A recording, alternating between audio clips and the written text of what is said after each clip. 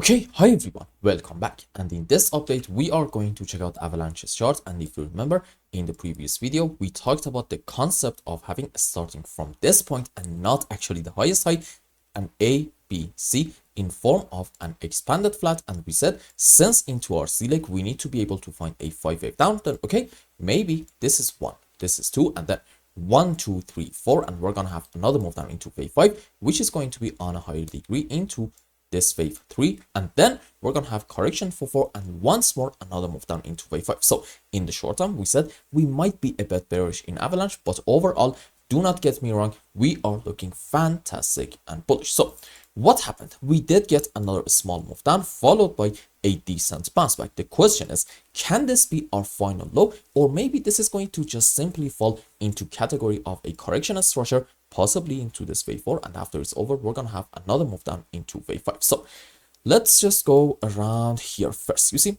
if you want to argue that maybe we have hit our final low in Avalanche, then okay, show me off of the lowest low, a 1, 2, 3, 4, 5 wave up, in order for me to sort of kind of flip bullish and optimistic. Now, this specific example is called an impulse. Rules for it are, we should not have overlapping of the waves between wave 2 and 4, and in any kind of 5 wave, or wave 3 is simply not allowed to be the smallest wave. And in terms of the sub waves, let's change the colors. Okay, 5 up into wave 1, 3, and 5. And for wave 2 and 4, we can have many different possibilities. Doesn't really matter. Let's say, sure, WXY into wave 2 and an ABC structure into wave 4. Now let's go on the live chart and see what is going on. Okay, so here's the situation. You are actually allowed to consider having in here an impulse, and here is how I can argue that this can be a wave 1, correction for wave 2, and then 1, 2, 3, 4, 5 wave up into wave 3, correction for 4, and yet another move on the upside into wave 5. After it, in my view, we are probably having, yes, another 5 wave on the downside, something like this. So if the bullish count in AVAX is in play and the low is truly already on, then okay, you can argue maybe in the next 12 to 24 hours we are going to have another move down, but odds are that's going to be the sub waves for an ABC zigzag. And then what you want to see in order to talk bullish with more confidence is another very strong 1, 2, 3, 4, 5 wave without having a whole lot of overlapping of the waves, in order to, I would say, at least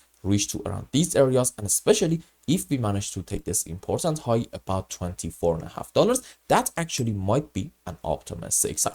On the other hand, we can actually consider a bearish count in here, and for now, as long as I'm not proven otherwise, I am actually going to go with that scenario. So I still believe this is a 5 wave down. I still believe this is a correction structure up, meaning in the short term we are probably going to get another move down, but that might be kind of a strong move down in order to take the lows in here once more. And instead of having in this initial phase up a 1, 2, 3, 4, 5, I believe we may have an ABC zigzag, and this can be from this point like a 1, 2, and then 1, 2, 3, 4, 5 wave up into wave 3, correction for 4, another move on the upside into wave 5, something like this.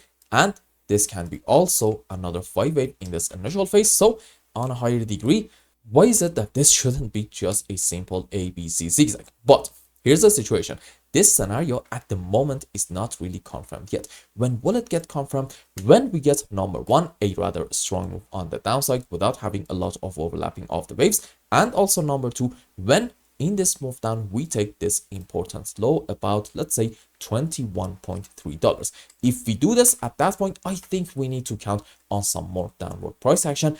And I promise you, that's not going to be necessarily a bad sign, because starting from the lowest low in Avalanche, I think we are having some strong moves on the upside. And in terms of value waves, I still believe that we are looking very much optimistic. So for the next 12 to 24 hours, please expect another move down. It's just going to be most likely part of the bullish process. And I hope I explained everything well and you understood what is going on in Avalanche's chart. And until the next update, I hope you have a wonderful time. Goodbye.